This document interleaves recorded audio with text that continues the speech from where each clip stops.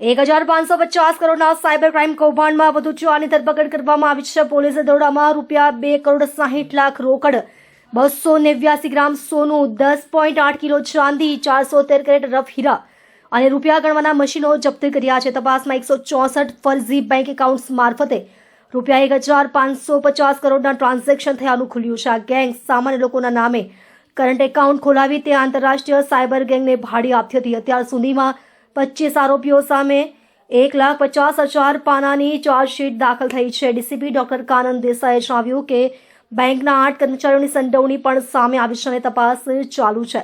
આંતરરાષ્ટ્રીય cyber crime કૌભાંડમાં ઉધના પોલીસે વધુ 4 આરોપીની ધરપકડ કરી છે.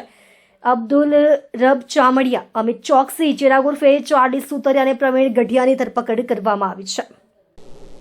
ઉધના પોલીસ સ્ટેશનમાં એક સાયબર ફ્રોડનો ગુનો દાખલ થયેલો હતો, જેમાં અમારી પાસે એક ઇન્ફોર્મેશન હતી કે એક વ્યક્તિ છે એ પોતાની પાસે અત્યારે બેંકની ચેકબુક, પાસબુક, પોતાના બેંકના ડિટેલ્સ અને એક મેમોરેન્ડમ એટલે કે પાર્ટનરશિપની ડીડ લઈ અને જઈ રહ્યો છે.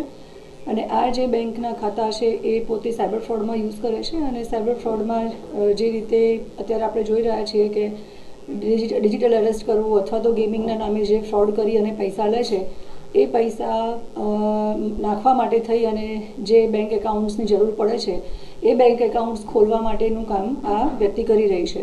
જે આધારે પોલીસ ઇન્વેસ્ટિગેશન્સ કર્યું, અમે એ વ્યક્તિને લઈ આવ્યા અને ઇન્વેસ્ટિગેશન્સ દરમિયાન એની પાસેથી ઘણા બધા બેંકના ખાતાઓ પણ મળેલા હતા.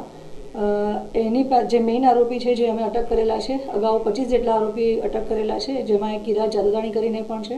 કિરાત જાદવાણી જે મેઇન આરોપી છે એની ઓફિસનું જે સર્ચ અમે કર્યું એ વખતે અમને 164 જેટલા અલગ અલગ બેંકના કરંટ અને ખાતા મળેલા હતા, જેમાં એ લોકો બેંકના એમ્પ્લોઈઝને, કર્મચારીઓને પણ સાથે રાખી અને ગુમાસ્તા ધારા વગર પણ દુકાન ખોલવી, દુકાનના ફોટોગ્રાફ્સ લેવા, ખોટા ફોટોગ્રાફ્સ બનાવવા અને એના આધારે બેંકમાં એક ખાતું ખોલાવવું, બેંકમાં ખાતું ખોલાવી અને એક આખી લિંક જનરેટ કરવી, API લિંક પણ જનરેટ કરવી અને એ લિંક જનરેટ કરી અને ખાતું ખોલાવી અને જે સાયબર ફ્રોડના નાણાં છે એ ખાતામાં પડતા હતા.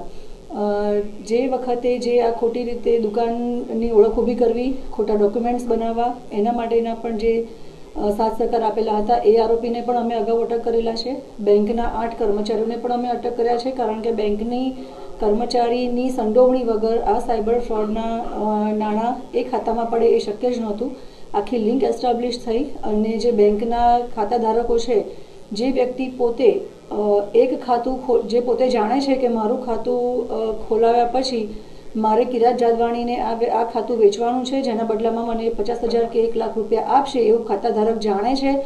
એ જાણે છે કે આમાં કોઈ ઇલીગલ ફ્રોડના નાણાં પડવાના છે, છતાં પણ એ 50,000 અથવા 1 લાખ રૂપિયાની લાલચમાં આવી અને પોતે પોતાનું ખાતું કિરાત જાદવાણીને વેચતા હતા. એવા તમામ ખાતા ધારકોને પણ અમે પોલીસે અગાઉ અટક કરેલા છે.